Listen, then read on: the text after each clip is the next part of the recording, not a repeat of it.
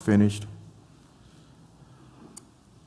Thank you all so much. It's always exciting to come into the county commission chamber and to meet different people and just to be about the business of county government and appreciating which each of us bring to this process. Let us pray. Father, in the name of Jesus, we come before you this morning, thanking you for your grace and mercy and your loving kindness. We ask that you would just continue to be with us and give us the mind of Christ so that we might behave in a manner that is pleasing in your sight. We just thank you now, Lord God, for bringing us through many trials and tribulations. And even with the pandemic still raging, you have seen fit to keep us here. In spite of all that's going on around us, you allowed us to witness, to be a witness for what you are going to be doing, what you're currently doing in this earthly realm. And so we ask that you would give us the heart and mind to join you and to help those who need help and who are less fortunate.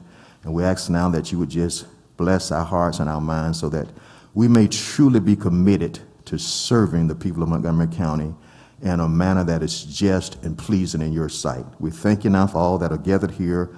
Bless them in a special way. Encourage their hearts and their mind wherever they might be discouraged. Build them up, Lord God, where they might be feeling a little weak. And we just say thank you now for this day as we proceed to do the business that you've assigned to us. We thank you for all that you're doing in Jesus' sweet, precious name. Amen. Amen. Okay. What do we have on Florence?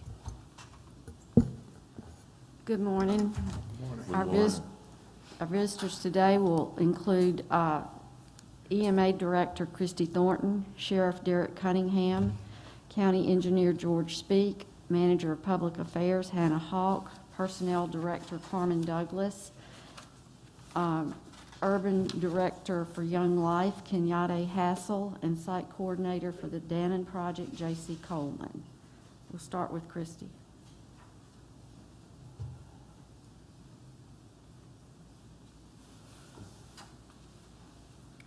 Good morning. Good morning. Just a quick update on our COVID cases. We actually have a positive rate that is down to 3.59%. That is great. We're starting to see those numbers really decline. As of right now, Montgomery County has had 21,813 confirmed COVID cases, and we have lost 495 of our community members. So one of the big things that we just had announced last week was the ending of the state health order that will go into effect on May 31st. So everything with the governor and the state health officer are coming to an end with what all the recommendations and the limits on what we can have and do. We've really ramped up our vaccinations. Of our 179,247 citizens that are eligible for vaccine, 67,442 have actually received their first vaccine, which makes it at least receiving one 37.63%. We have 47,383 that have been completely vaccinated, and a total doses administered in Montgomery County of 112,895. So we actually have the breakdown on the percentages of the total number that have been given out. Of the total doses that are the citizens that are receiving, only 0.12% have been American Indian, 4.57% have been Asian, 37.77% are Black and African American of the total number given. 0.05 have been Native Hawaiian.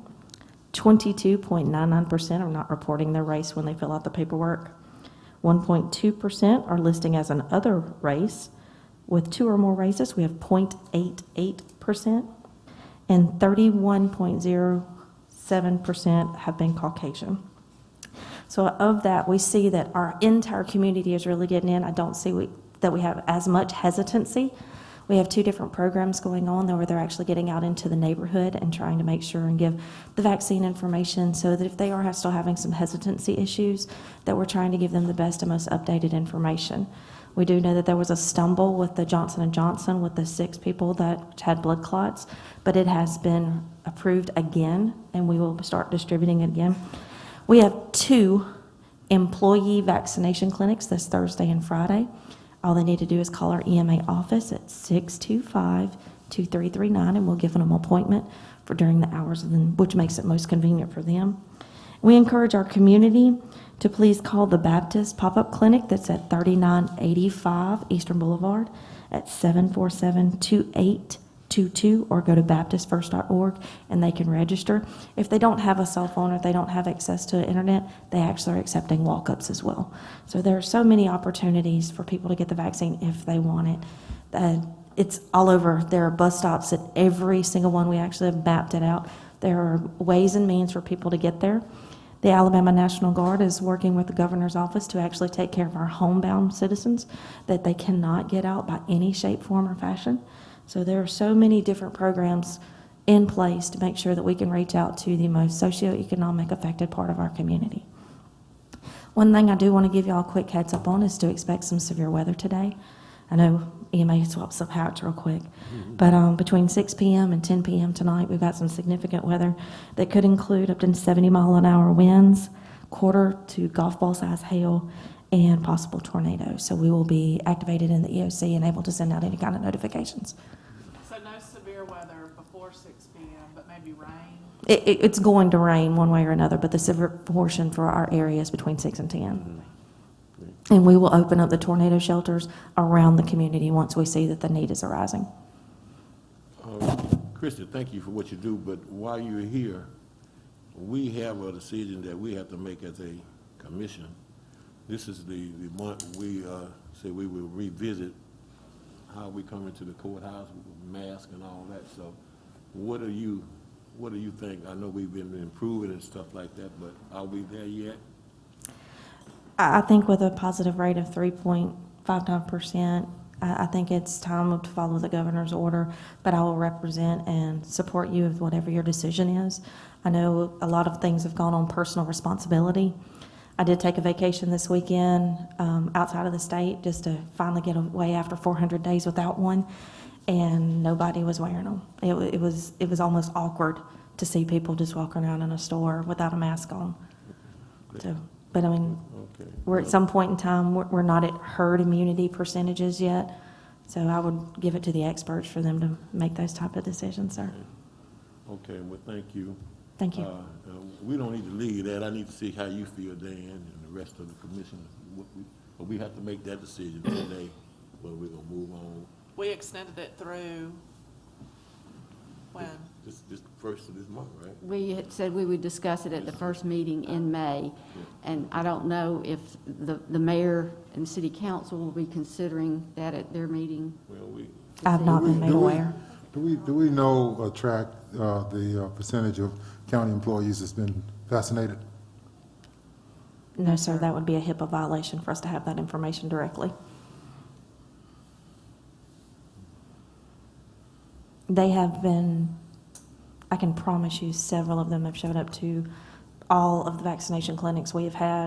When we were even in Smiley and we were having slight numbers, we sent out mass emails and several of our departments sent their employees out. So We would know that number. I mean, we wouldn't, I'm not asking for individual, personalized information. I'm just asking for a number. We know how many employees we have.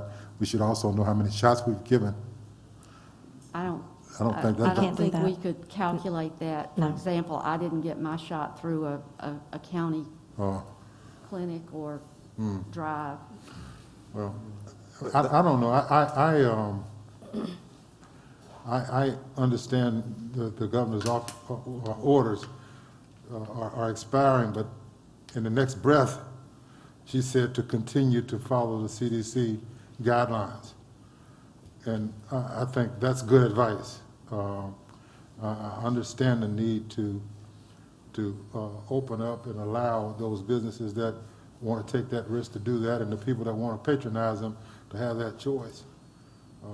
But my position would be to strongly recommend that we follow the CDC guidelines, because there is a segment of the population that is stubborn and that recalcitrant with regards to coming forward and getting the shot, for whatever reason. I don't know what it is. It's across populations too that this is happening, and it's going to hinder our ability to get to herd immunity. And my real concern would be exposing our employees to the virus. Yes, And that's sir. what you're doing.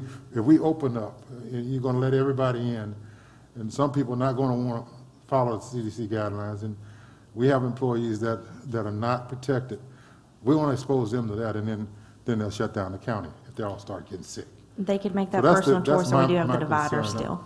That's my concern. I just think that some kind of way we need to make sure that we are following what the CDC guidelines are saying, what the science is saying we should be doing. But I can promise you, every employee's had ample opportunities if they wanted it. Okay, Ron, My opinion is that we need to allow our employees the choice whether or not they want to wear a mask while they're at work. Let it be their decision. Certainly the ones who have been vaccinated don't need to wear a mask. Commissioner Sankey? Yes, CDC guidelines, I think, would be appropriate at this point. I've been vaccinated. I take care of people there on a regular basis who have healthcare issues, so I'm going to continue to wear mine, even though I'm gotten used to it. Actually, it's not even an inconvenience for me anymore. I just wake up in the morning and put it on. So I'm going to continue to wear mine until the CDC says that maybe all of us can be without the mask. So again, it's an individual choice. I choose to continue to keep mine on. Commissioner Singleton? Well, I've traveled the state, virtually most of the state over the last 2 weeks, and outside of the city of Montgomery, nobody's wearing a mask. Last night, I attended an event here in the city of Montgomery with 1,000 people, and outside the food servers, nobody had a mask on. I think it's kind of a choice. If you want to wear a mask, fine, but I don't agree with us continuing to mandate people have to wear masks.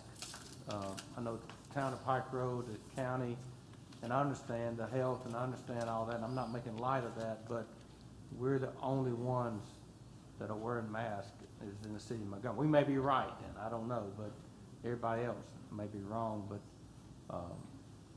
I would encourage us to follow the governor's and Scott Harris's recommendation. I think their recommendation is to wear a mask. Well, they encourage it. They're no longer mandating it. No, it's not a mandate, but And that's what I recommend. We can follow the guidelines, CDC we can guidelines. encourage it, but certainly not continue to mandate it. So where are we? I'm for our employees wearing masks in this office. I don't want to expose. I don't want them exposing each other. I don't want the public exposing them. You know, so my position on it is that the people that work for us wear masks. I don't know that we can mandate the people coming in to do that, to do county business, but the employees should mask up and continue to wash their hands and continue to distance as best they can. Until when? The numbers are The numbers are nowhere don't near. reflect the need to continue to mandate this. Alabama is, the number are nowhere near what it would take, herd immunity. They're nowhere near it, and they're not even headed that way. We have a dip right now, but these orders are just being removed, being lifted. I guarantee you, within 3 or 4 weeks, those numbers are going to skyrocket the same way they are on the West Coast, where they did the same thing. It just follows, you know. And so why? I mean, the CDC is telling you what to do. Why are you fighting science? The CDC says something different every other week. And the other But thing, it's all based on something, research, science. It's not based on what somebody said. Somebody saying that the government is making them do this. The government's not making you do anything. But the coronavirus, like the flu, is never going to go away. It's going to be with us probably for the rest of our lifetime. We've never found a cure for the common virus. We've never found a cure for the common cold. COVID-19 is going to be out there for the rest of our life. This virus has been with us, Doug, for a little over a year and has killed almost 750,000 people. When the last time the flu did that? This is not the flu. I wish you would stop not say that. This thing is not the flu and cannot be compared to the flu. This is a killer. And a lot of people who's had it still have it, still suffering. They don't even know when they're going to get rid of it. This is dangerous. This is not the flu. This is not the measles, mumps. And again, I'm not making light of the COVID-19, but Well, you keep comparing it with the flu. I'm not comparing it with the flu, but the amount of deaths in the United States hasn't really changed since we've had the coronavirus. It's just been reclassified. 300,000 people died in India yesterday from this thing. Mr. Chairman, We can I get it fired up recommend- again if we want to in this country. I recommend instead of devolving to emotional arguments, if you just want to put it. There's no emotion here. There's no emotion. It's No, it's I science. was speaking to everyone. It's science. Well, to a vote, or just see what the numbers are amongst the commission. Okay, well, we'll come back to it in our business section if we can't do it in the vote. I wanted to elaborate on it, see how everybody felt, because last time, I guess I made the decision, there was some complaints about it, but I want to make sure everybody got a chance to say what they need to say. I have my thoughts too. I don't care what the governor say, or Scott Harris say, or anybody say. If you remember, Montgomery County stepped up before anybody, before the city, before the state, or anything. So it ain't about what other folks doing, it's about what we want to do for our employees and for ourselves. And I think we've been good managers throughout this whole process, so nobody's wrong. But our numbers are good. If you look at that map, Montgomery's green and all the others around them are red. And like he said, we're the only ones using masks. There's something to it, believe me. And it's not some hayseed out in West Alabama saying, I ain't gonna wear it because the government told me to either. Yeah, right. Okay, we'll come back. Where are we, Florence? We can go over the items on the agenda for the formal session. Okay. We will start with considering an alcohol license application for a special event for a Festival Latino on May 8th and May 29th. Consider a contract for professional services with Dominion Resources for the 2020 tax sale. Consider an agreement and related budget change request for the county coroner. Consider miscellaneous appropriations to agencies. Does anyone have anything to add?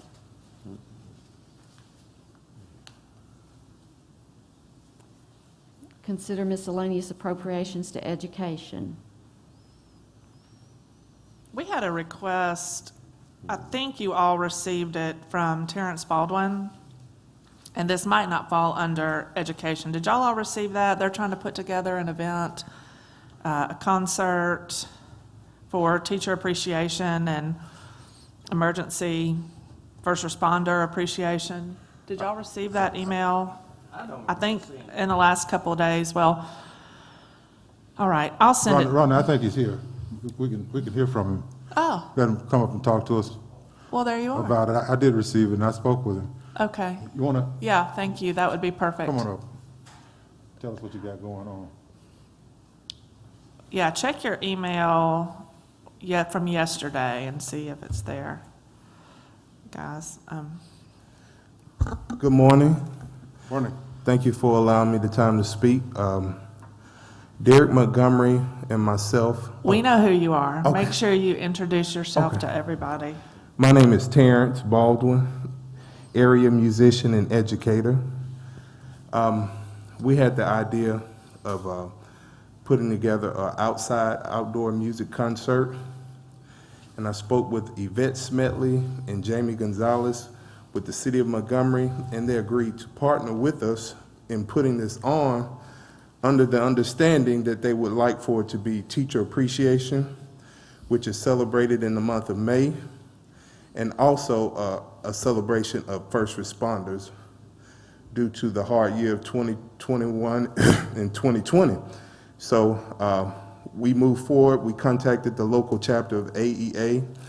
They have bought into the idea, and I've reached out to some city councilmen, and I'm reaching out to the county commission because we're going to be honoring a lot of county employees, and we just want to show them a good time in a safe environment. And I just wanted to come and ask for you all support. You said first responders. I know you've included the city, the fire department, and the police, but I want to make sure you get our wonderful sheriff department, and we have some volunteer firemen out in the county that Yes. we might want to bring into this thing. Most certainly. If we're going to support you now. Yes. Yes, and this event will occur on Memorial Day weekend, May 30th, and it'll be outside at the amphitheater. Yeah, it did come in, it came through spam, I don't know if the rest of y'all, mine came through spam, so I just now Okay. got it when I looked in spam, but. Is AEA participating financially? Yes, sir. They're willing to pay for any of their active members. They will pay their way, and they have over 1,700 on their roster. What was the city's level of the city's commitment? They are given the facility and some of the staffing. We will have to pay for the security, which is one uniform officer per 50 attendees. And you haven't spoken with the county, with the council yet? No, I sent them the same email that I sent you all, but I did talk to CC Calhoun, and he was on board for it, so I'll be doing the same process with the city. What do you want from us?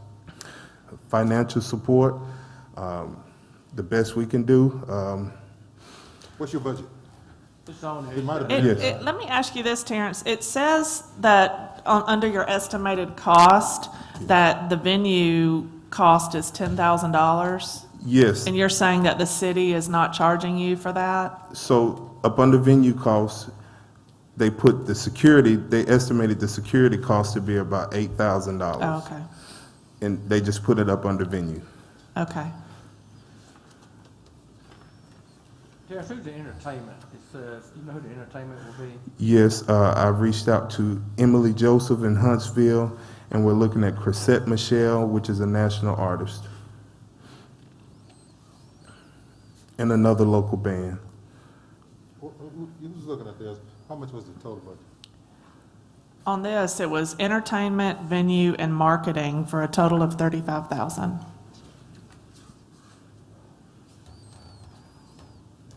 Are you looking at an annual event like this? Yes, sir. Terrence, any idea how many, have y'all sold tickets yet, any pre-sale? Not yet. And proceeds are gonna, Yes, some of the proceeds are going to benefit two foundations. One is a foundation that you all have supported, which is Meow Cares, and the other one is of Derek Montgomery. He has a foundation that gives out scholarships to high school students.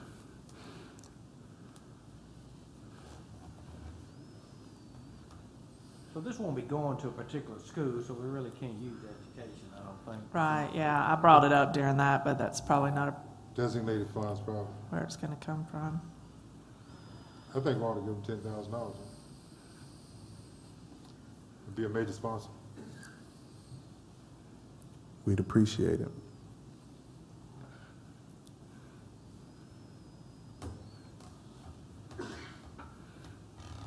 Well, are you waiting on a motion or what? No, you can't vote. No, I'm just, Other thoughts? Anybody thinking anything other than 10? I was thinking 5, but I've always supported you in the past, and I know what you do. You got a great program. Yes, sir. But you said premier above 5,000, Yes, sir. 5,001. I'm looking at the possibility, if it's gonna be an annual event, honoring first responders and bringing in one national act and highlighting local acts. This could be something regular and a fun event, a draw for the region, really. I know that you said for the tri-region. I don't guess you're trying to get any money from Elmore and Otaga, huh? If I could, we kind of behind the gun on getting this stuff. Well, it's gonna draw from the region. It Yes, sounds sir. like what you're trying to put together is something that's gonna be real diverse and gonna draw from the region as opposed from just from Montgomery. Yes, sir. I think it'd be good for the city and the county, revenue-wise and other, but whatever. What if we did 5,000 and you after you did your ticket sales and came back and, you know, we don't want you to lose money. for Yes, sure, sir. And came back and look at it then. How about that? Would that be fair enough? Well, let me speak on it. You know, it is May, and you said Memorial Day. Memorial Day weekend will be that Sunday, the 30th. That's about three weeks from now, right? Yes, sir. All I would ask, if you do this in the future, is you come to us way before Yes, sir. the month of the event. And, Doug, I'm gonna stand with Commissioner here, Harris, and say we ought to give 10, because, you know, I don't know how ticket sales gonna be, and plus it's so late now. That's really I'm asking them to come. If we won't do this next time, come to us way before time. So I would agree to do 10 and not have them to wait, because you don't need to come back. Let's just do 10 out of the joint. I'm okay with that. And I'm okay with that. And to be fair, Terrence did reach out to me a while back, and we talked about it. And then we circled back about it, and I told him to make sure to reach out to everybody. So he did mention it to me a while back, so I should have mentioned it sooner. I want to make sure the county gets proper billing Yes, sir. on this. You didn't have to come up here begging. Yes, You know, sir. we said we want to be a major sponsor. I'll blow it up. I know you can. Yes, sir. We always have. So Yes, sir. Okay, all right. Thank I you. don't have that email. Who would be the recipient of this money? We'd have to go to Meow, right? I'll send it She got it. to you, so you'll have all of Terrence's contact information. I'll forward you the email. Yes. Does it go to Meow Academy? Is that the So- revenue? The revenue? It's going to Yes. between three, No, well, I mean, who is Yeah. the sponsoring entity that we can Your contribute to? foundation, you can go through. You know, Meow Academy, we've done the Meow Academy before. Okay. where you wanted to go? Go through your It can come, TD Legacy Group is the group that's putting it together, myself and Derek Montgomery. Not a foundation. No, the foundation is a recipient of the proceeds. That'll be That's Meow. what she's talking about. Okay. That's how they got to go. Of the proceeds or the funding from the From the county? Yeah, you got to go through the foundation. Probably need to go through, you're already set up. with Okay. Teresa. Yes. Probably Okay, should. that's So fine. You handle it. Okay, And Terrence, we realize that this is not a Meow event per se. Okay. That this is an extraordinary event that you're asking help for. okay. All Thank right. you. Thank you for all you do. So that will be $10,000 from joint designated revenue to the Meow Foundation. Yes.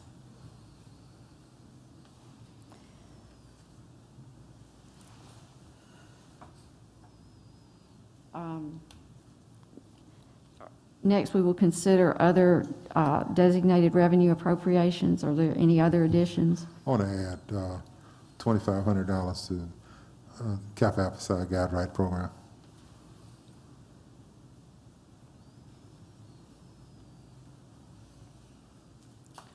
Last week we had, or 2 weeks ago, we had a presentation from That's My Child, and they had asked, did we act on that? Their event is Thursday night. Did we ever, I don't think we ever acted on that, did we? If it is, his ask was 40,000. Okay, so we Well, did. let's find out, because this is the day the thing, the event is Thursday, we need to know. We need to, it's Wednesday? It's Thursday. Thursday night. It's this Yeah. Thursday We night. need to know. And Sheriff Cunningham, aren't you being honored? Yeah, the sheriff is going to take our check. The Be sheriff, there. the sheriff's So, going, the sheriff's going to deliver our Be check. there early. yeah. So the donation's coming from the sheriff's fund? We're going to do it in your honor, Sheriff. What? A quick look over How the much was it? summary, I don't see where we, We need to know that. Yeah, we didn't do it last time he was here. That I was don't think me. we did. No, we did not. Oh, we didn't. No. Doug was, he made, Commissioner Singer made a comment about maybe we should do something less than what we did Yeah, because he had, initially. we did 75 last year, and I suggest we do 40. Reduce it to 40. Okay. I'm all right with that. Me too. Everybody okay that, the Man, joint? all right, yeah.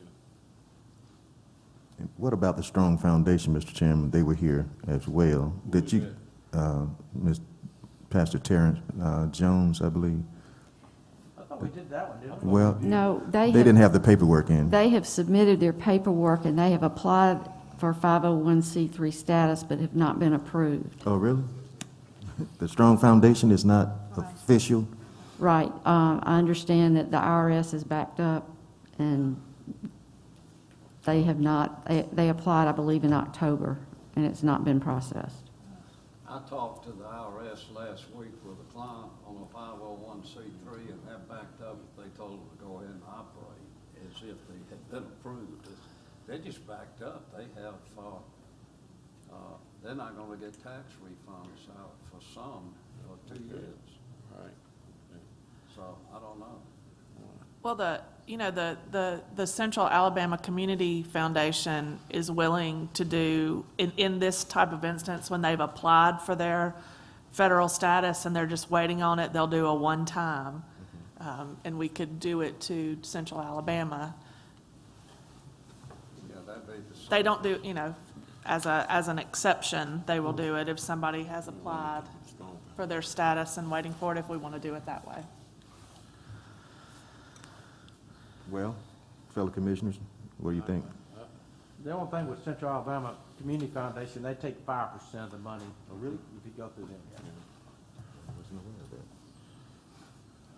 You know, I think they want our support, they need to have the credentials and stuff that we require. Mr. Chairman, I would suggest we wait until they get their 501c, and they get Yeah. certified, everything, then we can allocate the money to them. I agree. Yeah. We'll look at allocating the money. That's what we're saying. Well, I would be. We don't full- know what they actually. I would be full support. Commissioner Harris and Oh, Commissioner okay. Sankey both attended, and I think they would acknowledge that it's a good. Oh, I well, attended. you sure Oh, did. that's right. I'm I sorry. was there. I was just to the right in all the pictures. I was out of frame. You didn't take a picture with the governor. I did not get my picture with the governor, I no. saw Isaiah close. I know Isaiah somebody was was front and front center, and boy. center, I was trying Somebody was all to over. represent my commissioners, my Yeah. fellow commissioners. Yeah, there were three of us. There were three of us there, but it wasn't You- Isaiah's You district. represented us, but you didn't mention us. Yes, I did. Yes, he did. He Did he? called our names. Did he? That's He the called our that's the names. attorney talking. I didn't hear Yeah, that. appreciated that. I didn't hear that. I heard him That's brown why- nosing. That's why I No. recorded I heard it. him brown nosing. I recorded it so I could bring it back to you. All right. I He wish said both of our names. I wish I had brought that letter so you could sign it. I remember you saying that. Okay, Florence, what's next? Consider a final pay application to Liberty Construction for the electrical and plumbing upgrades for the youth facility. Consider a final pay application to Stallings and Sons for Annex 2 exterior renovations. Consider budget change request number 5 for the Sheriff's Office. Consider assignment pay for Public Safety Communications dispatcher assigned to on-call status. Consider a position fill request for Community Corrections. Consider a position fill request for the detention facility. Consider position fill request for the Sheriff's Office for 2 deputy sheriff trainees, 1 part-time deputy sheriff, and 2 deputy sheriff sergeants. And consider travel training requests for the County Commission, Engineering, and the Sheriff's Office.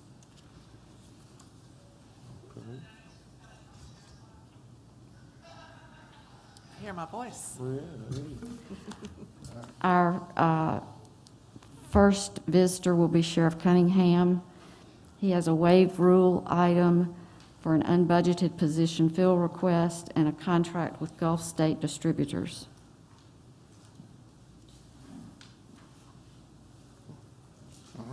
Good morning. Good morning. I'm talking to the people in the crowd right now. Good morning. I know I ain't speak to everybody. I'm Derek Cunningham. I'm the sheriff. I'm about ready now. Yes, sir, you have an unbudgeted position fill request for a deputy sheriff lieutenant.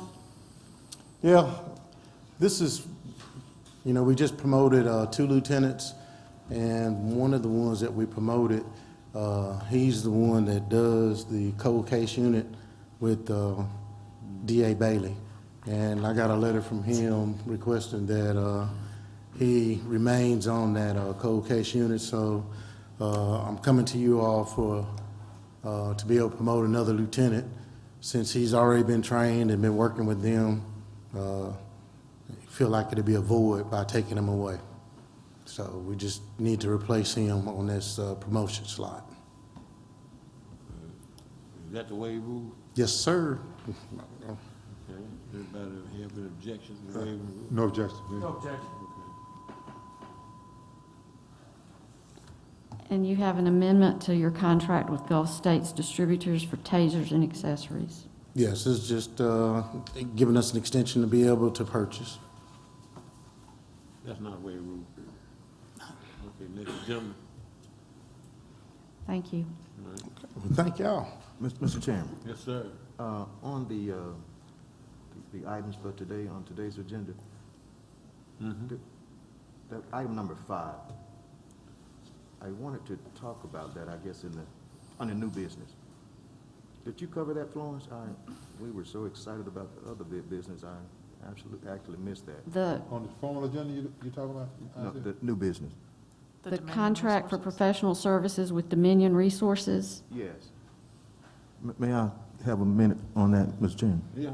Well, you know, this is about selling the tax liens for the outstanding taxes that are due on properties here in Montgomery County.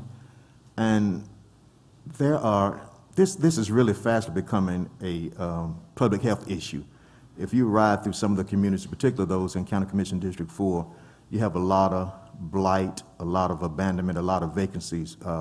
And in some respects, with all due respect to the parties that have to oversee this program, the county is in partly responsible for that because of the way we currently do the tax sales liens.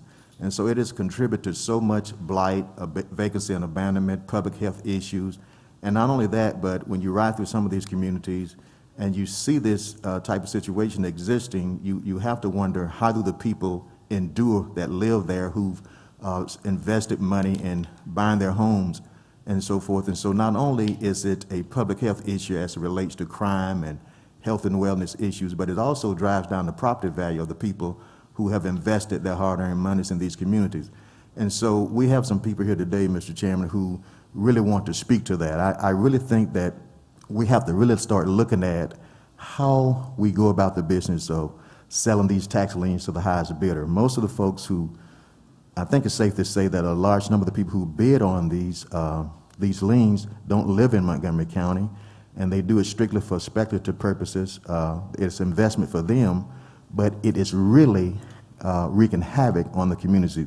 I'm sure some of these communities in your district, Mr. Chairman, where property is being sold to the highest bidder, and we're really not looking at the impact that it's having on public health and the mental health and well-being of the people who have to live in these communities.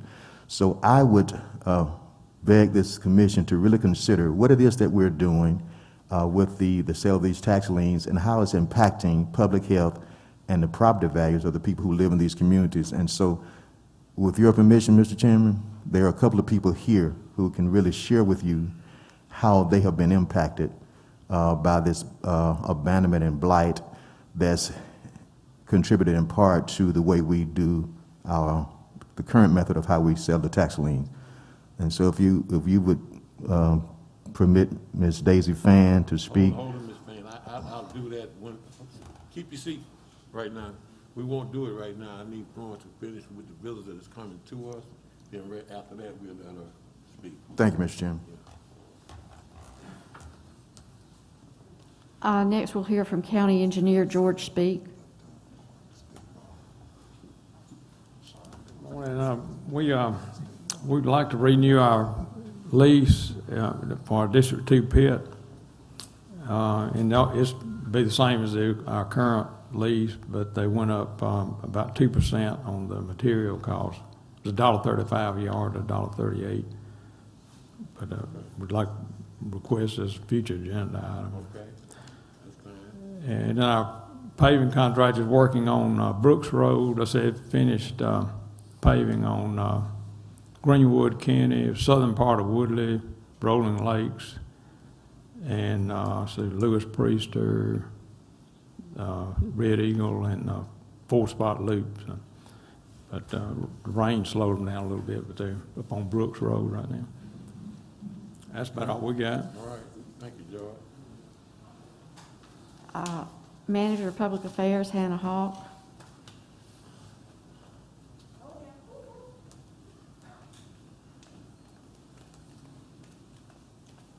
Good morning. I just wanted to briefly touch base with you about the student apprenticeship program. Students can still apply. They have until May 14th for them to send in their applications. We've actually received over 65 applications so far, so that's really exciting that we've had that, especially with the short notice. So feel free to go on and post about it on your social media accounts as well. I have been going on news and will be going on again to get the message out. So I wanted to touch base with that. And then also with our rental assistance program, that's also going well. We will continue to amp up getting information out about that. It has been sent to local ministers and is continuing to be sent out to local ministers and other nonprofit groups and organizations. Thank you. Thank you. At the next meeting, we hope to have a memorandum of understanding for your approval with Community Action and Montgomery Area Coalition for the Homeless to assist in outreach and assist citizens in making applications if needed. So why is that trailing all this other action? Why we haven't got that already? They feel like they could do it or what? We've had ongoing conversations with their board.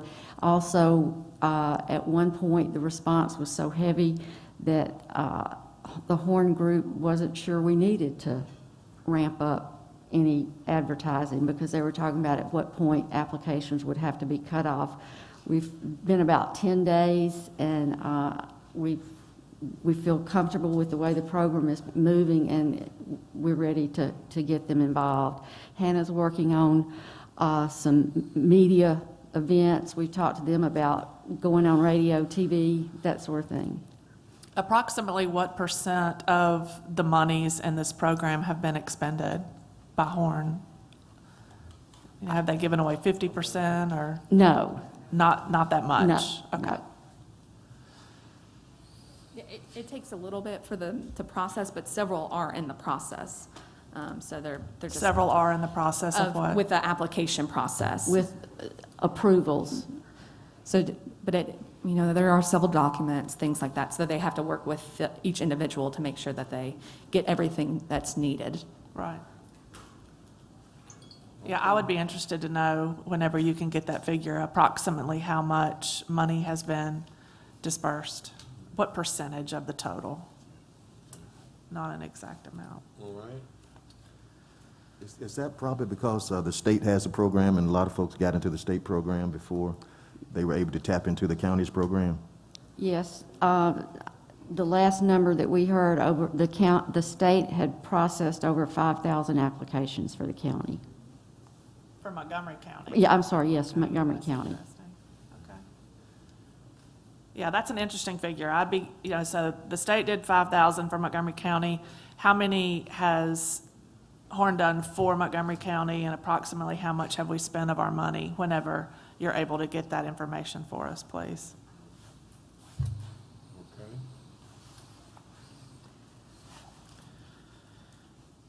Okay.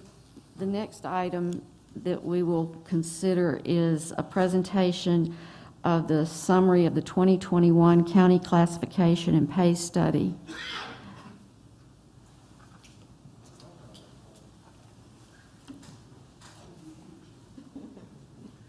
Good morning.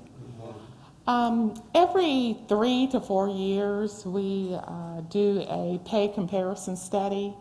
We had almost completed it before budget preparation time in 2020, but because of the COVID pandemic and the circumstances that we were in and the uncertainty, we decided that it was not the best time to present the information. From there, we had to start over and start collecting information once again, once it appeared that the budget situation was going to improve.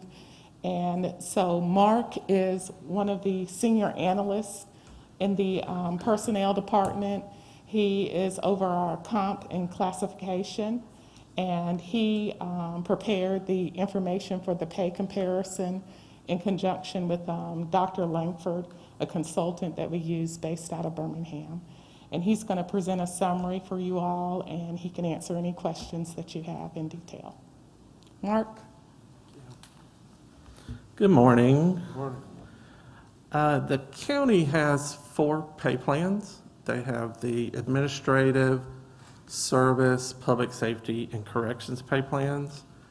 So what I did is I developed benchmark jobs and benchmark work responsibilities such as management, supervision, leadership, and I then I developed those per pay grade, per pay plan.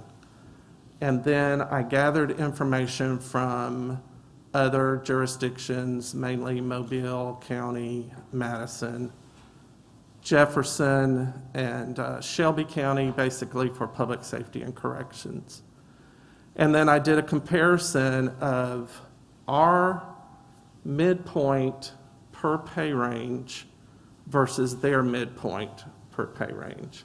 And so I did an average of those, compared that to our midpoint.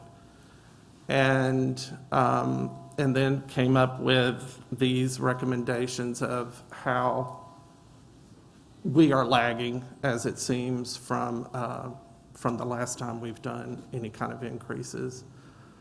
And so that's how I based the recommendations. I understand that the main reason that you thought for the lag is our failure to keep up with the COLAs, the cost of living increases that other jurisdictions have been giving. Was that essentially what you thought the difference was? Yes, sir. I think there's actually a couple of reasons, but one is, as you can see, Mobile County specifically in the past has been equal to, maybe a little bit under us. And now if you see their COLA trend, how big it has been since 2014. And then Madison County, the first study I did in 2014, they were about $10,000, 10% lower than we were per salary.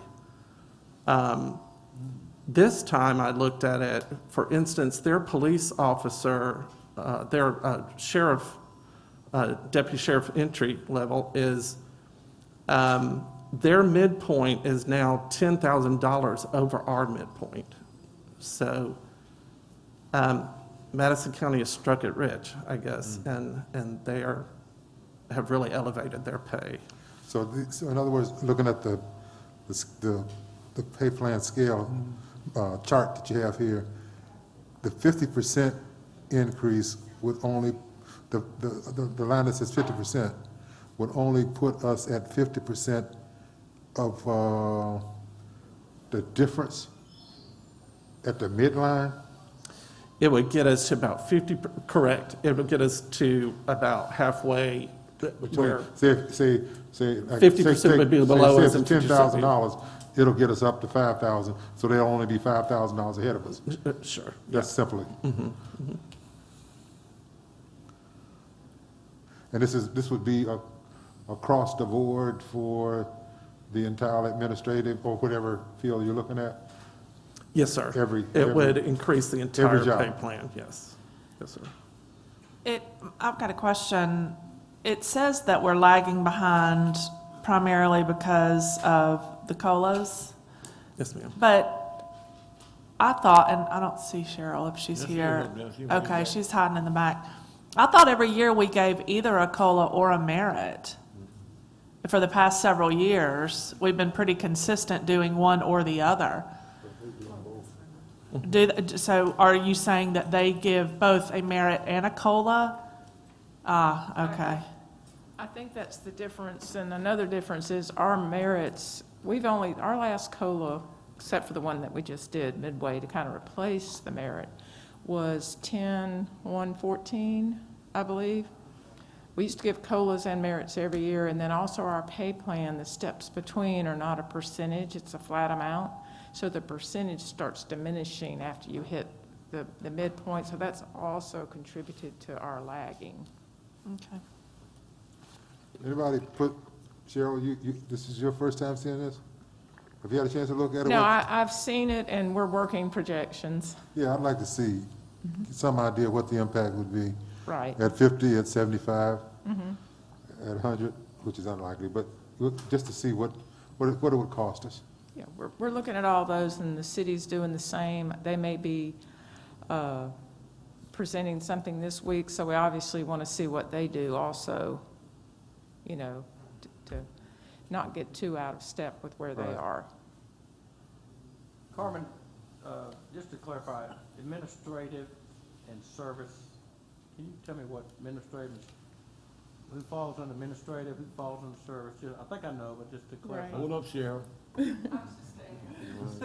To make it simple, most of the jobs that fall into the service category are a lot of the positions that work in the engineering department, a lot of our skilled type jobs, HVAC people, supply services, general services.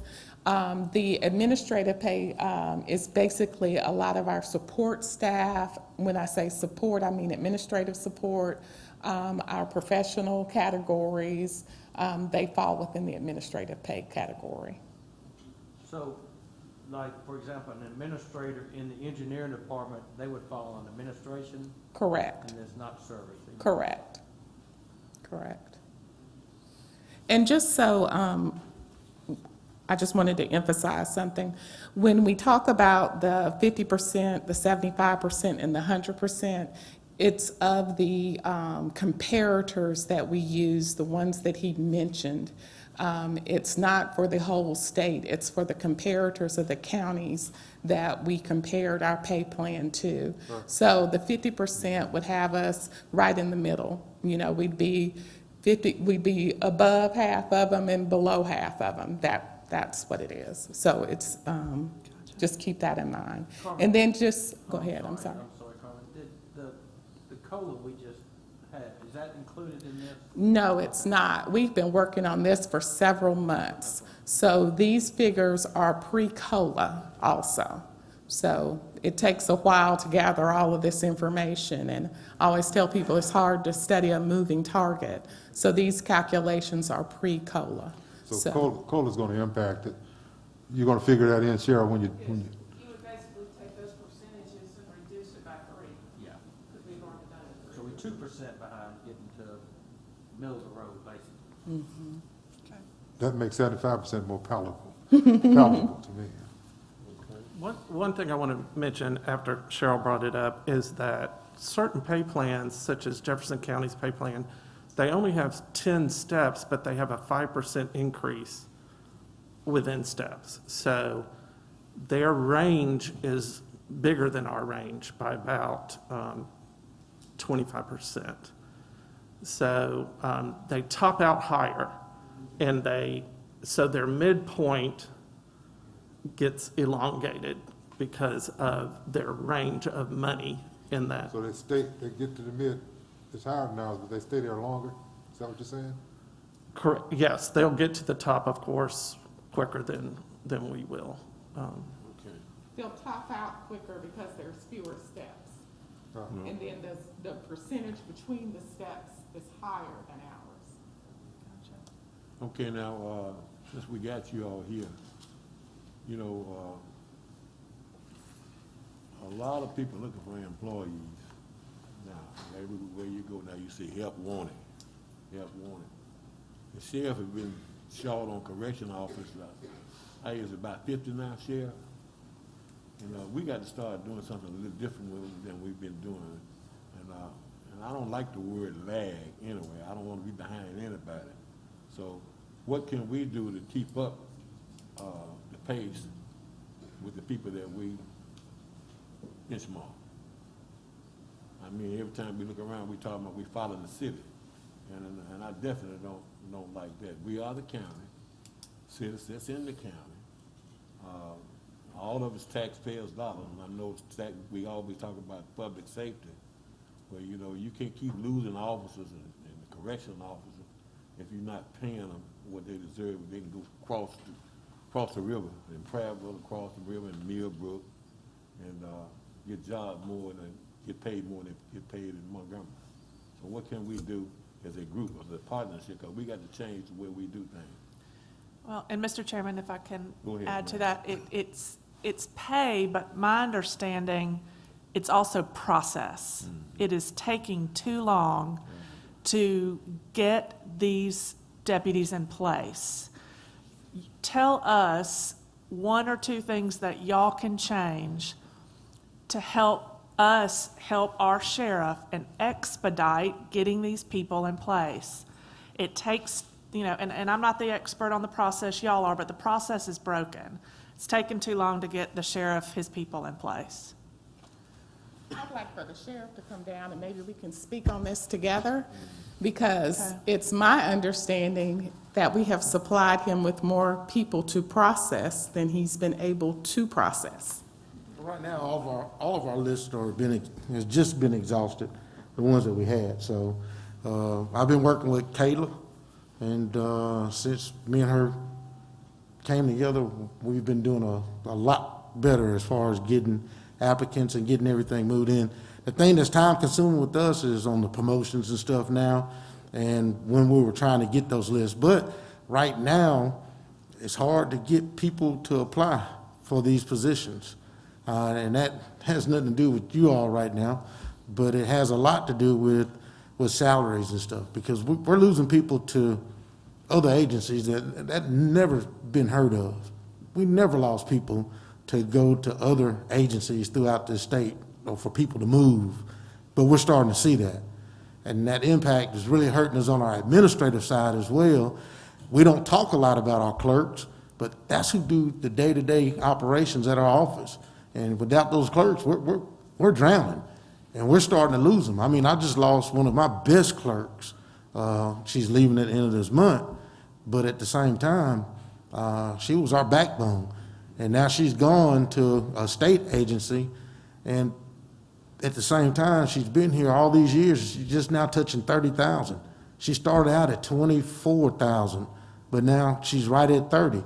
That's kind of hard when you've been here, 6, 7, 8, 9 years, and you ain't touching $30,000. You work for a government agency, and we're not doing that, but we depend on them. So we got to do something to prevent us from losing our administrators. So then there's no complaints with the process? Not right now. They've been doing good on them now with getting us our list, but the problem is getting the list.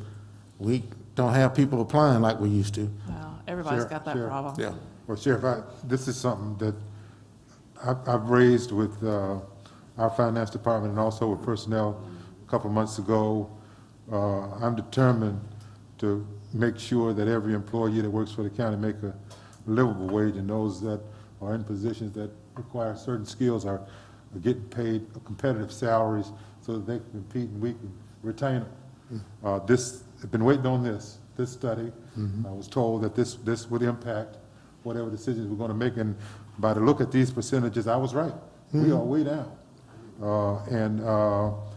It looks like we're going to go a long way toward correcting that, and hopefully toward helping you in your ability to retain and recruit law enforcement and detention employees. So I'm anxious and looking forward to seeing what this is going to cost to see and make sure that we are able to afford it.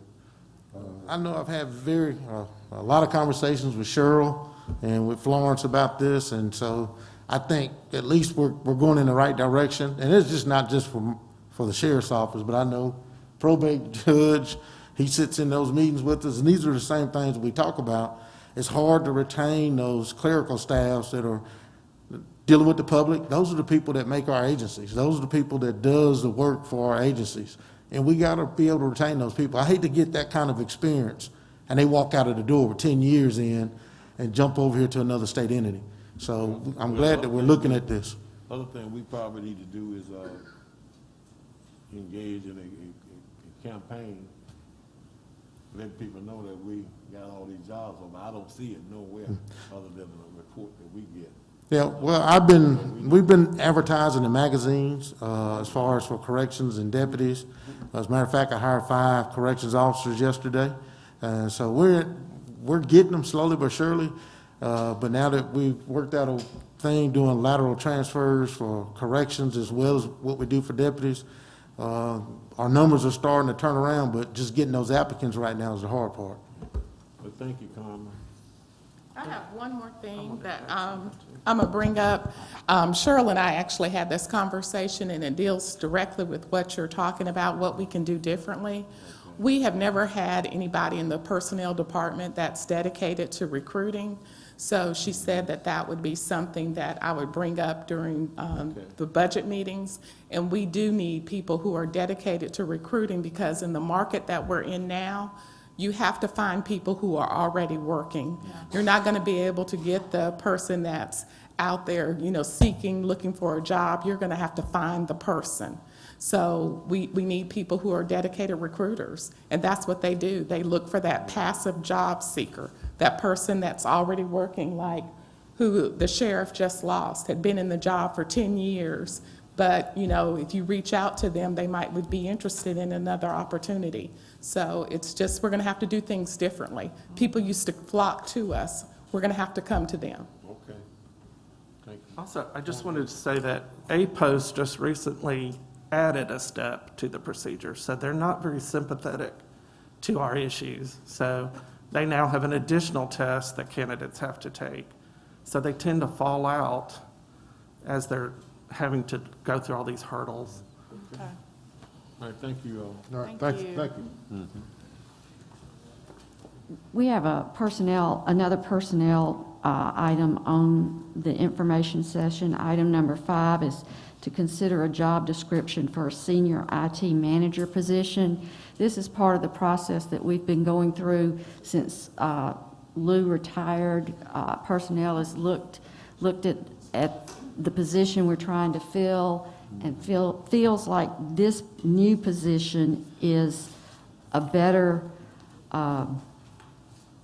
job description for what our IT department needs at this time. Is this Rodney's job? Yes. Okay. Well, it's not Rodney's job. Rodney was acting as, I can't remember the title, but right. So this is a job? This is a job that would manage our IT department, would be the senior position in our IT department as it is Replaces today. the job that Lou had. I'm confused because, yeah. I mean, first off, when I read it, I thought it would be a job reporting to Rodney. At this time, this would be the senior person in that department at this time, Who would this job report to? the county administrator. Okay, see, that wasn't clear to me in the job description. Because Lou reported to the commission. Yeah, he reported to the commission because he was a city county employee. Yeah, exactly. On the contract, but when I read this job description, I didn't get that. That was what was confusing about. Which number is that? So this is just rethinking our Yeah. needs. And Rodney's been Reevaluating. performing in this capacity since Lou left. So,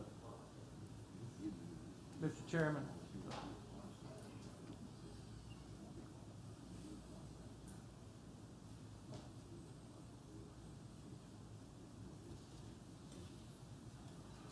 Okay. Mr. Chairman, since Rodney has been performing in this capacity since Lou has left, I would like to ask if we could waive rules today and make that, move forward that today.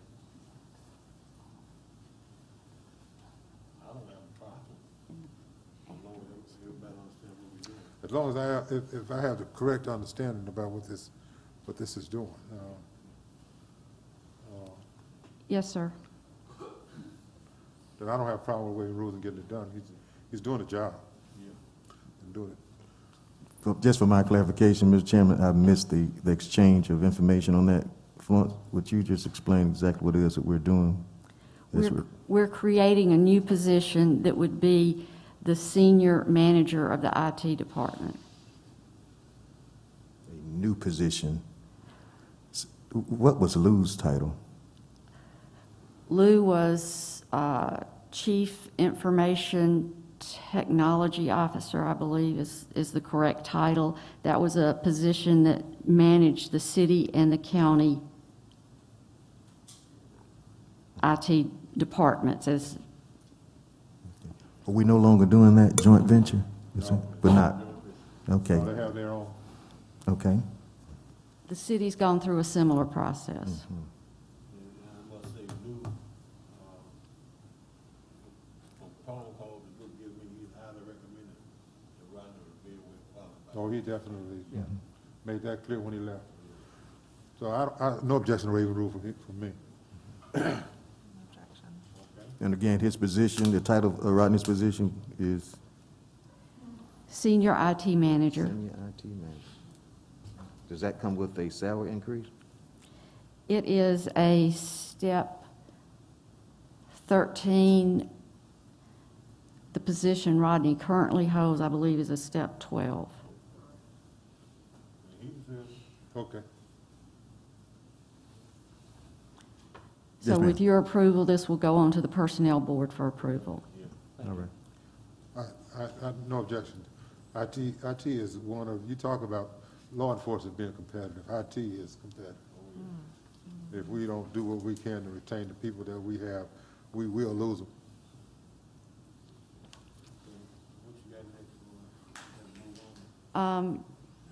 We have a contract amendment with Liberty Disposal for our dumpster rental and trash collection. It's simply an extension of that contract.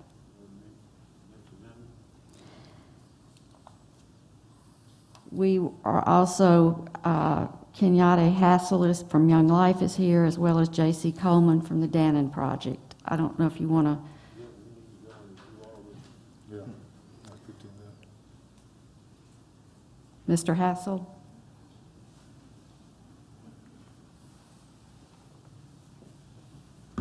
Good morning. Thank you all for having me here. I've been here before. I requested $15,000. I'm taking 30 kids to North Carolina in June 20th through the 26th. The cost will be for transportation and food with 5 leaders and 30 kids. So I'm requesting $15,000 for that.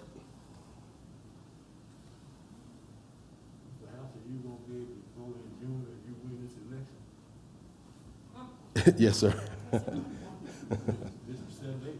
Yes, sir. Yes, yes, sir. So 15,000, ask for how many, 35? 35, yeah. How many days? We'll be going for 6 days. That's transportation, lodging, Yes. food. Mhm. I raised about 10, so I'm 15 short, so. Oh, so you can buy pretty cheap if you run that. You only getting 15,000, so. From Yeah. Yeah, with the joint. Yeah, he does. We all know that, so what he's doing. You good? Thank you.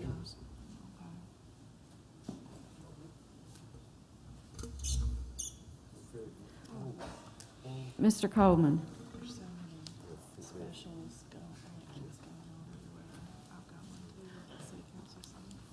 Good morning. Morning. Thank you for having me here on behalf of the Dannon Project. First and foremost, I want to thank you for the donation that you gave towards purchasing a van for the Dannon Project. It has gone a long way in helping us to complete the mission of the Dannon Project. And since we opened up, we had our grand opening on February the 28th of 2020. 2 weeks after that, COVID hit and everything shut down. Throughout the pandemic, we were still able to enroll 90 participants in our program. And out of the 90 participants we enrolled successfully, I have the figures here, We enrolled 90 out of 150. Our goal is 150. So right now, we're on target to meet that goal by the end of next year. We've enrolled 90. We've placed 76 of those people in employment. Out of the 90, 80 of those people have attained credentials, forklift, customer service, and we even had some with in landscaping. And so 80 out of 90 who's credentialed, and of course, it's still an ongoing process. What we're here now asking for funding, possibly, to help us with the transportation process. We still have to transport our people. We have to have, of course, we're funded by the Department of Labor, but there are some things that the Department of Labor does not cover. Some of those things are clothing items, food items every day. We serve a full breakfast and a full lunch for all of our participants each day. We also supply them with clothing for the job situation. We've got some people who've been employed who we still transport them back and forth to work until they're able to put some money away and sustain some type of reliable transportation. So, and all that funding is funding that we have to raise. It does not come from the Department of Labor funding. We've been fortunate enough to receive some funding from Center for Rural Enterprise and Environmental Justice, which is an organization my sister founded. So we're now able to serve Lowndes County we're doing the outreach in the Lowndes County area now, so we're able to purchase another van and be able to transport people who are referred through the court system there. We've been working real successfully with community corrections here in Montgomery. We've gotten a lot of referrals from them.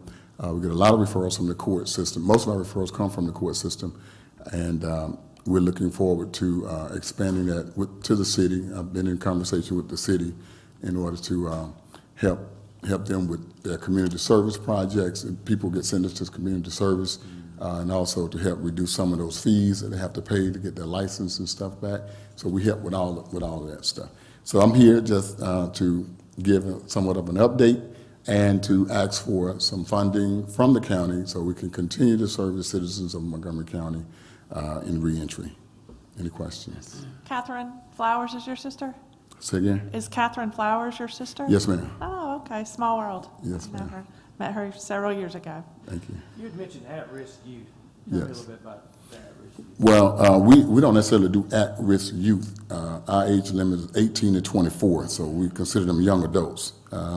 They are people who are currently incarcerated or have a case pending in the court system. We've been getting a lot of people from first call dockets, and they actually come to us before they actually go to court, and the judge gives them the opportunity to come in and put some things in place, and by the time they come to court, then the judge will consider the fact that you're on track to being successful and getting out of the streets, basically. So 18 is a cutoff. 18 is the cutoff, yes.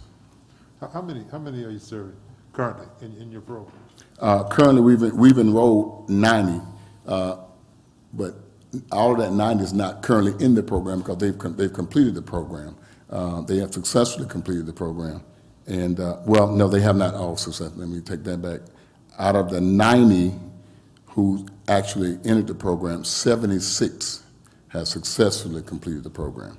And also out of that 90, 80 of them has received some type of credential so that they can actually get employment. And we're talking about employment. There is of course, everybody knows that there's a shortage of employees now. I mean, employees now for the industry, and we get calls every day saying, "Do you have anybody? Do you have anybody you can send?" Because our people tend to, stick it out after they go through our program, and so I think some things are working. Okay. How much you asking for today? I don't have a figure, but whatever the county Well, let me see how much. would give us. I mean, you know. I got a couple of times. We just have to be faithful over a few things, and I know God will provide us much more. Did you mention your annual budget, Mr. Sir? Did you mention your annual budget? No, actually, I didn't mention the annual budget. I actually don't know the annual budget. I actually sent that information in because our annual budget is included with the Dannon project as a whole, and which is our home office in Birmingham, and not just the Montgomery site.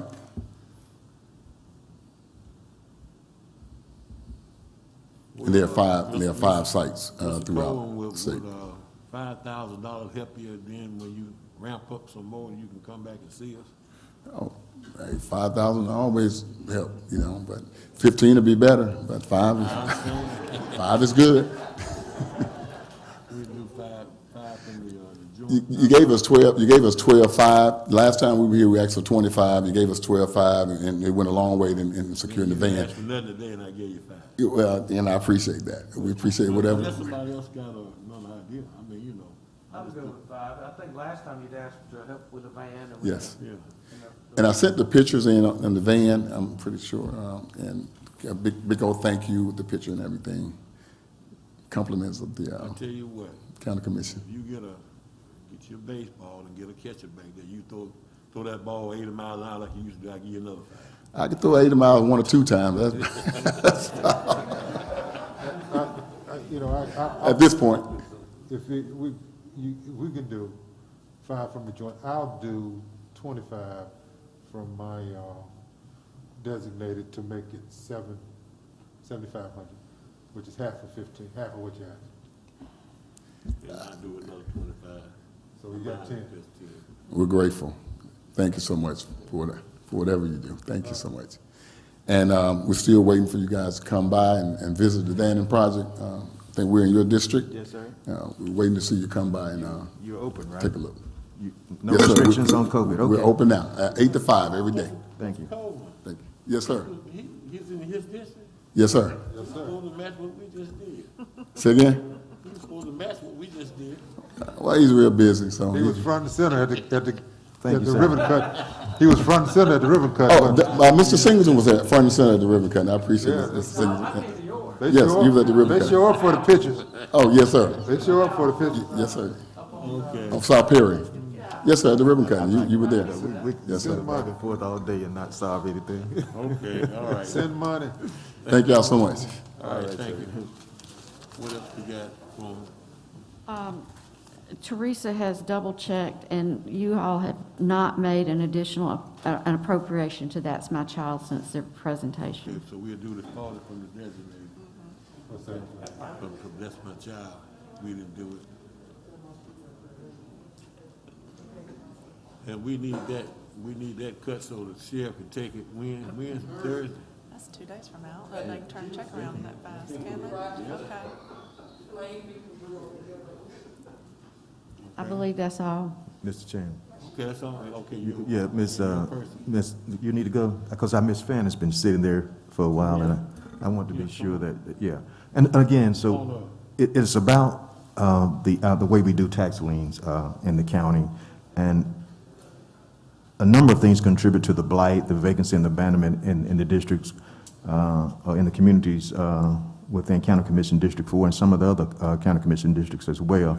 And so I just wanted to bring some of the people by here today who have to live in these environments after they've purchased their home and watched the property value go down and have to deal with the crime and other things that results from this vacancy and abandonment. And Ms. Fan has been very adamant about improving the quality of life for the folks in her community. She is a victim of this process, and she has come, as well as Mr. Williams, who represent the Sheridan Heights Neighborhood Association, and I believe we have Ms. Ackley here, who represents Highland Park Neighborhood Association.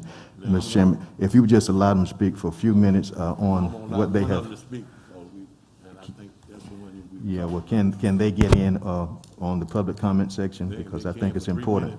minutes. Okay, very good, thank you.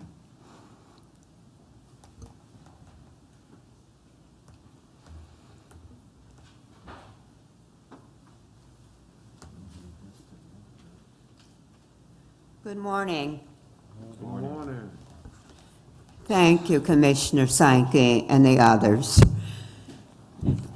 I don't want you all to get the impression that I'm speaking to be negative, but certain things need to be said and definitely be heard.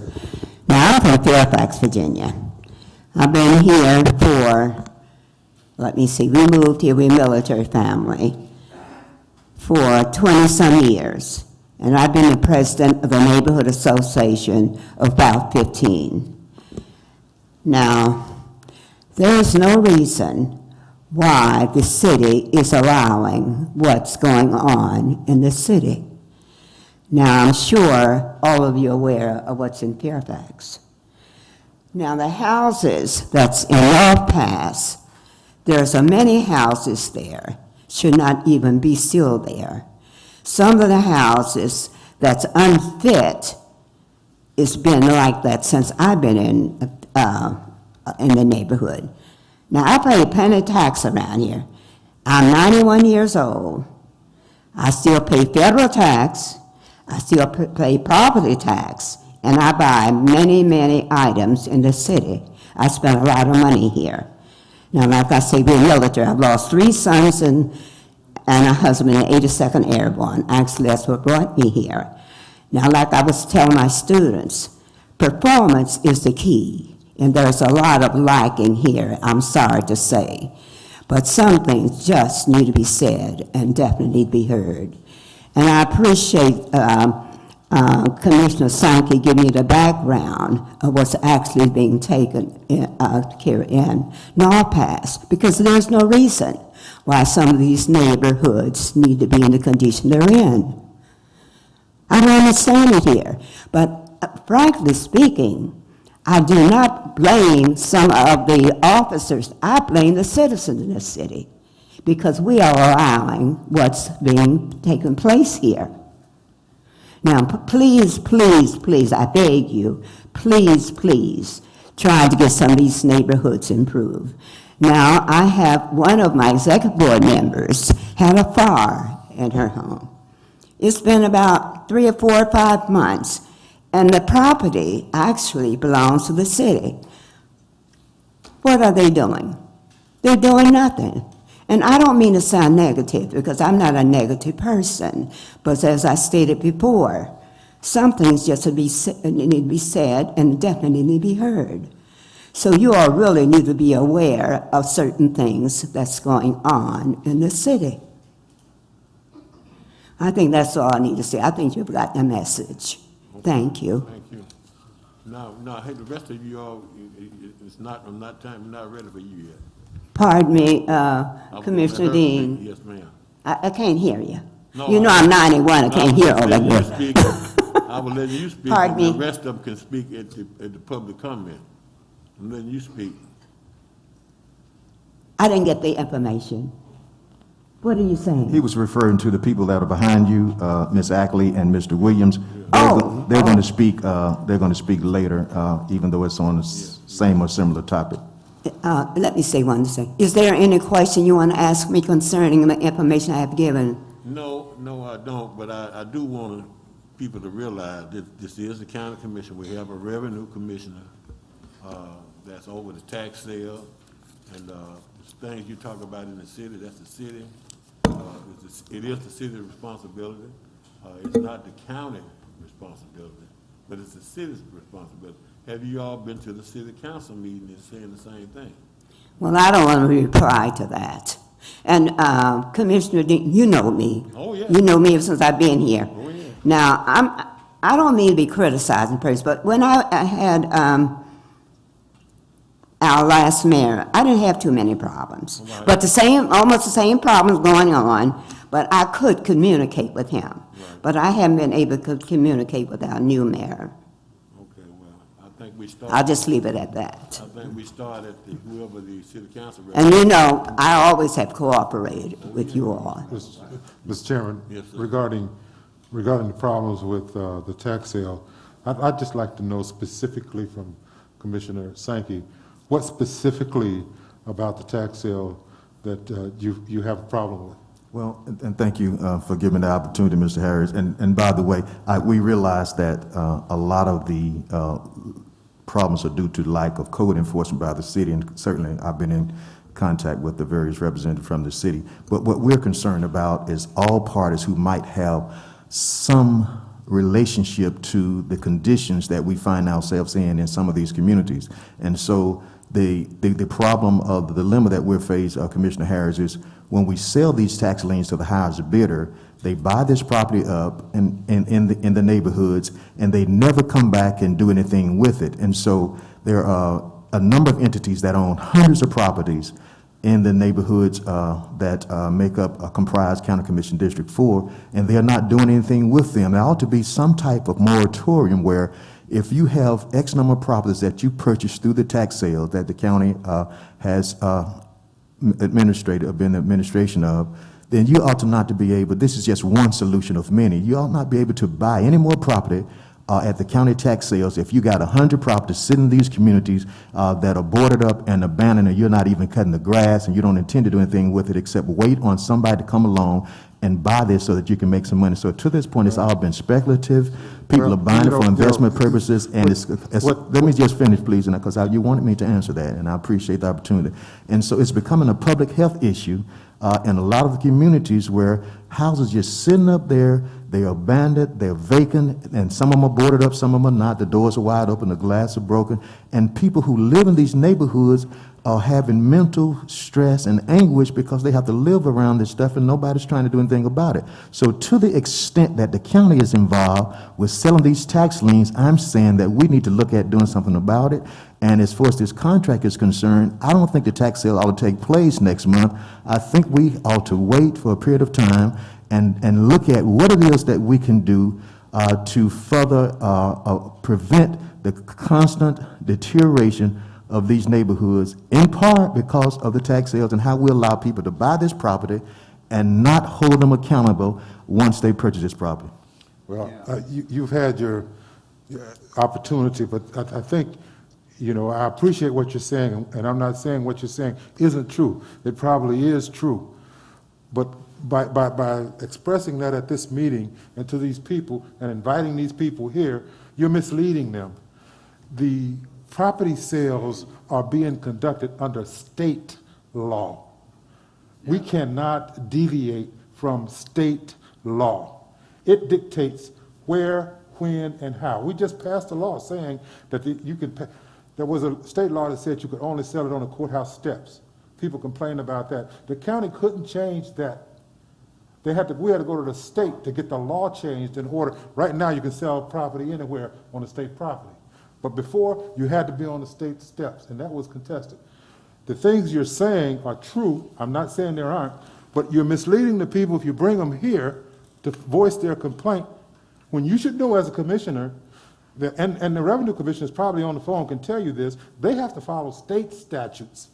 And under the state law, if you were to say, no, you can't buy, or you can't buy, you're opening yourself up for a lawsuit because you're in violation of state law. So if you have an issue, get these people and go down to a committee meeting at the State House and make the same kind of arguments. That way you don't mislead the people and make them think that this commission has something in their power that they can do that they're not doing. Because if there were something that we could do to make these people clean up these properties, or to stop selling to people that won't clean up their properties, I guarantee you, we would be doing it. So that's my issue. The way you have a tendency to bring people down here and mislead them. Okay, the lecturing part is not necessary. Again, and please, I don't want to be argumentative. We have a contract that we have to sign to administer the tax sales. And I try to be clear, to the extent that we are signing a contract with Dominion, we have responsibility. We are continuing to sell these properties to the highest bidder, and the county is directly responsible for the conducting of the tax sales, even though it's the state Department of Revenue who actually has put the burden on us. But yes, I think the county has some responsibility if we're going to sign a contract to administer the tax lien sales. To the highest bidder, Mr. Sankey, if the law says sell to the highest bidder, you can't sell to the highest bidder that you like. No, that's not the point. You can't sell to the highest bidder that you don't like. You got to sell to the highest bidder, Mr. Well, understood. We have an obligation to the taxpayers. If we're in any way involved in creating what we currently find ourselves in. We have an obligation. So to the extent that we have a contract that that's up for a signature, that is why the people are here. And they understand that I'm not trying to mislead them. This is an issue that needs to be discussed. It's going on for too long. It's a public health crisis, Mr. Harris. And you can say that I'm misleading people all you want to, but you know that it's not true. But we can't do anything. That's the thing. We can't do, what, you're a commissioner, what would you do?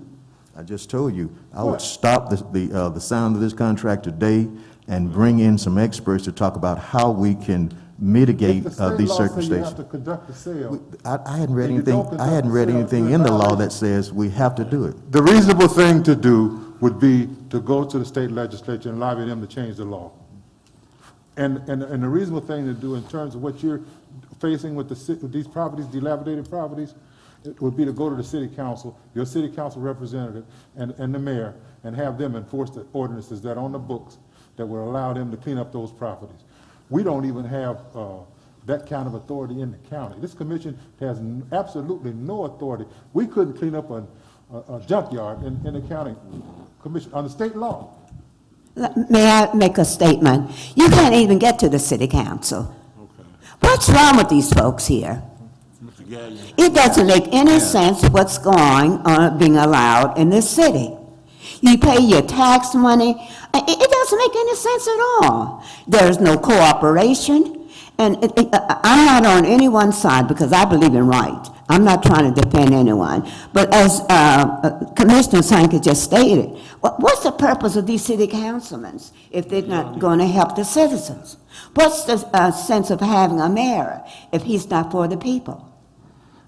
It doesn't make any sense. You have to have cooperation. Yeah. I'm not here to put the city or the mayor on trial, but I'm here to say I'm not putting him on trial, but I'm just saying. We have a problem. Come on, let's hear from the lawyer. Yeah, I've been handling these tax sales since 1986. They fall under Alabama state law, Title 40, Chapter 10, and there are 213 sections to that. And what the county has absolutely nothing to do with any of this. It's a state law, and you do have to go to the legislature. But one thing that I understand and I agree with you on is that the city is supposed to go in. For instance, you can go around, if you don't cut your grass, the city can go cut it for you, and then they send you a bill. So I understand what you're saying, and I think it's a deplorable situation. Montgomery County Commission, however, can't do anything because this is purely state law. Now, I'm in sympathy with you, and if I were you, I'm not speaking on behalf of the commission, I would go to the city. They have an ordinance where they have to keep these clean. And what happens, these groups come in and buy the property, and they get and you have 3 years in which to redeem your property, and then they pay. It's a no-lose situation with them because you get a certain interest rate during this period of time. And so these big companies come in, and I think you're right, most of them, Commissioner Sankey, are from out of town. But I think it's the city is the only one that can do it, and we can't do anything at the county, and I'm sorry, legally. Well, I tell you this, if they haven't done anything in 15 years, you think they're going to do anything now? I mean, I don't know. Thank Mr. you. Chairman, if I may, we have set a precedent at the county with trying to help situations that we think need to be fixed or improved upon. Our minority participation in contracts, that is state law, the state bid law, and we don't have the authority to override or circumvent the state bid law. However, we have said we feel like this could be done better. Therefore, we've hired a consultant. We've tried to improve the conditions in Montgomery County for minority small businesses getting these contracts. So we do have a precedent set already for working with things that are state law that we don't have authority over, but hey, we'd like to see it improved. And I would encourage Commissioner Sankey, in this effort because I think it is important. I would encourage Commissioner Sankey to dig in and figure out, present to us some options of what could be done. What we could do to encourage the state. We know with regard to the state bid process, if you really want something changed, then you've got to go to the state legislature. So Commissioner Sankey, I encourage you to spend, however much time to figure out what could we do? What could we encourage the state legislature to do? Is it a land bank program? Is there another program that we could encourage to help this process? Because again, we certainly have a precedent of doing so. Thank you, May I make a statement? Well, Thank you. is the city responsible of the person that owns the property? Well, yeah, let me say this. We're about to leave this, and I understand. That's their The beef is with the city, and seeing, I allowed Commissioner Sankey to let you all speak when we didn't know in the beginning that you all were coming. And I would like, if he's gonna do this the next time, or whatever he's gonna do, that he'd let us know who's coming and what it's about, because we've spent an hour on something that we can't do nothing about, and I agree with Commissioner Walker. Commissioner Sankey needs to take a different avenue. And yeah, we're here to help you if things can be done, but I think that we are letting these people know that they thinking that we can do something, and we really can't do anything. But we can get behind you if you get something legit that we can take some steps. We go to the Capitol with you, whatever it is. But this is the wrong forum. This is the wrong forum for what we're talking about. Then we're talking about how bad the mayor is, how bad the city council is. Those are the people that you need to be talking to, your city council people that they voted in. They voted them in. So Yes, Mr. Chairman, certainly that's understandable, but again, I say that to the extent that we're going to sign a contract to have the tax sale administered, then the county does have a responsibility. Okay, well, But I do understand, and thank you for the opportunity. Again, and so the citizens, of course, as you know, have a right to come down and speak prior to the formal session, and so I would certainly appreciate if you would at least allow them, the two that have not spoken, if they're going to say something different, just to allow them their 3 minutes. Mr. Sankey, I understand, and I let her come in too, but there's a process too. Yes, sir. There's Yes, a sir. process, and it's, Yes, sir. you sign it for citizen comments, and it's 3 minutes. Yes, sir. And we allowed her to take as much time, and we've been on this about a whole hour. Yes, sir, and I So appreciate It's that. good information, so. Thank Mr. Chairman, thank Mr. you. Chairman, I think Mr. Sankey is still missing the point. If we refuse to okay this contract, the law allows the Revenue Commission to stand out there and sell the property. I mean, she's just hiring somebody to do what she's charged with doing it. And she's just hiring somebody to do it. So if we refuse to do this contract, she can stand out there with her clerks, and they can sell all the property they want to sell. Your point is, And they would have to Yes, because sir. the state law mandates it. your point is well taken. Thank you. I appreciate you. You know, so what I'm saying is, do some homework, man. Understand, get to the root of it, so you can really help these people. I think Get a group of the people conversation that together we're and work. having now is part of getting to the root of it, Commissioner. This isn't, you don't get to the root of it no, here. This is a public forum, so don't. Okay. You get tired of your under president, and person looked to me. I'm 91 years old. And I said, what can I do? I don't have no authority here in the city. Only thing I do is give them all my money. And they accept it. But what are you getting back from it? I wouldn't be complaining if it was mandatory.